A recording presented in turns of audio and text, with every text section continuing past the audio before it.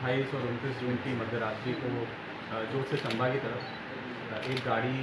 जिसमें एक अमित राणा नाम का व्यक्ति जिसकी उम्र 32 साल थी और जो मूल रूप से नूरपुर का रहने वाला था और बीएसएफ में पोस्टेड था, उसकी गाड़ी जलने के कारण कथित रूप से मृत्यु हो गई थी। जब इस घटना की सूचना हमें मिली तो एडिशनल साहब ने, मैंने स्पॉट विज़िट किया। एफएसएल की टीम को भी हमने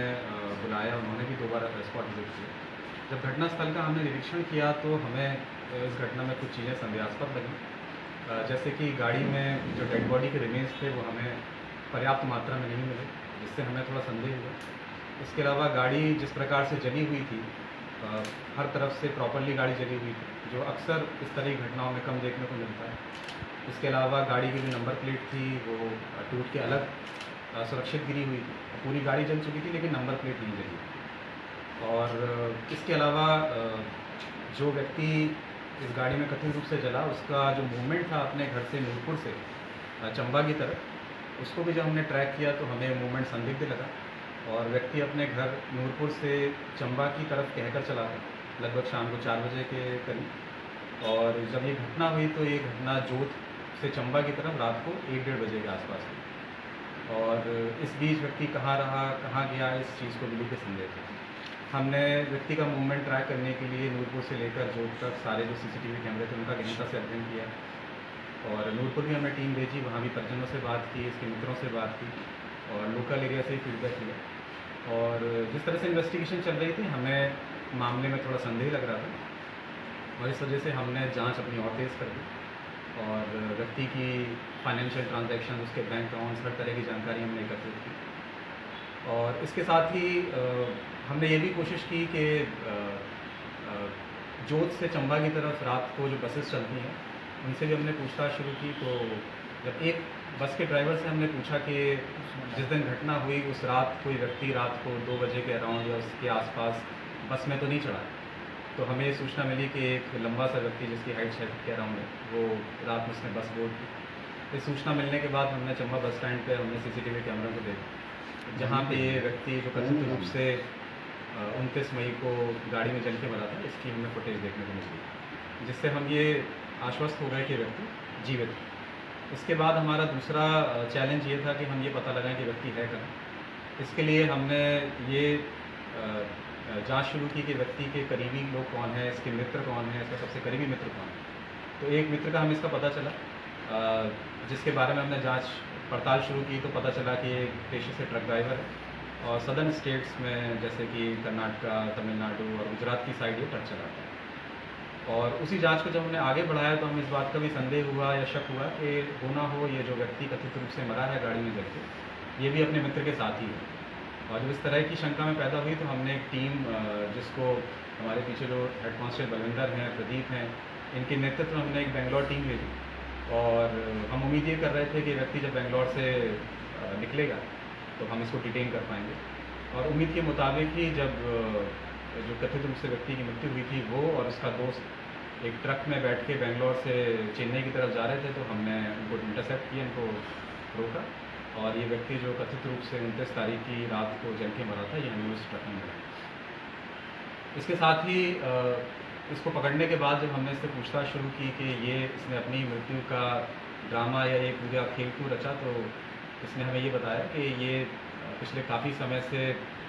फाइनेंशियल डिस्ट्रेस में था, आर्थिक तंगी में था और इसने लगभग 40-45 लाख रुपए का लोन ले रखा था, जिस लोन को चुकाने की इसकी क्षमता नहीं थी और पैसा ये उड़ा चुका था। तो इन सब चीज़ों से परेशान होकर इसने अपनी मृत्यु का ये ड्रामा रचा और व्यक्ति को हम बेंगलोर से पकड़ के यहाँ चंबा ले आए और जो भी इसमें कानूनी कार्रवाई बनती है व्यक्ति को इसको सर जो बताने से पहले ही हम, जैसा मैंने आपको बताया, हम फाइनेंशियल इन्वेस्टिगेशन कर रहे थे और हम इस पहलू पर भी जांच कर रहे थे कि कोई सस्पिशियस ट्रांजैक्शन या कोई इस तरह की चीज़ तो नहीं है।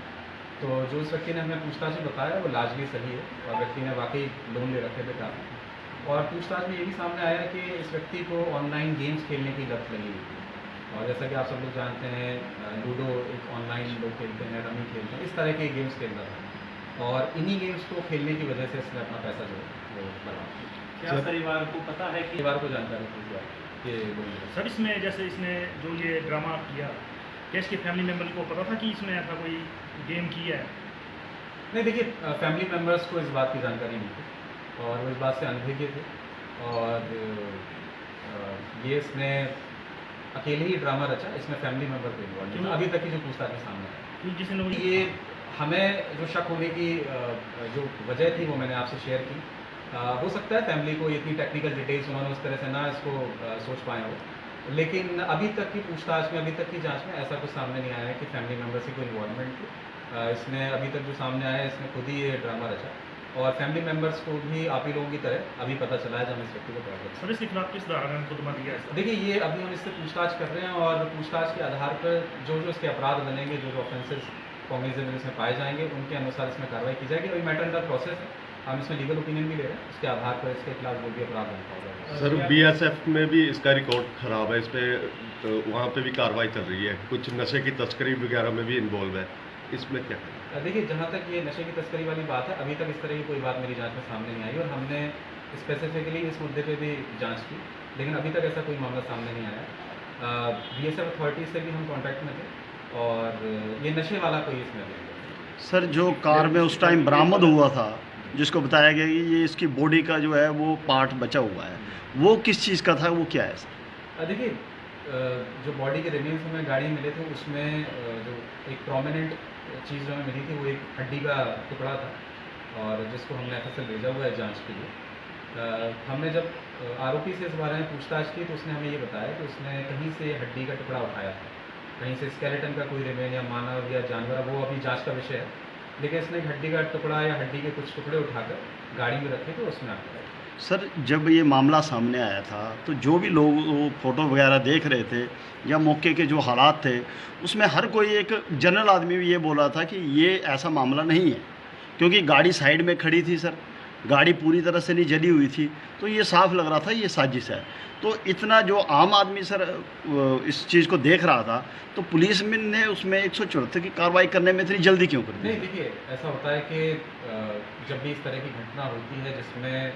कोई फाउल प्ले सस्पेक्टेड है, या इस केस में ऐसा नहीं निकला, लेकिन अगर कोई मर्डर वाला एंगल है या कोई और एंगल है, तो फिलहाल पुलिस 174 की कार्रवाई करती है। उसके पास हमारे पास स्कोप खुला होता है, उसके बाद भी हम जांच कर सकते हैं, जैसे इस केस में भी हुआ। उसके बाद भी जांच जारी रही और जांच के आधार पर अगर कोई ऐसा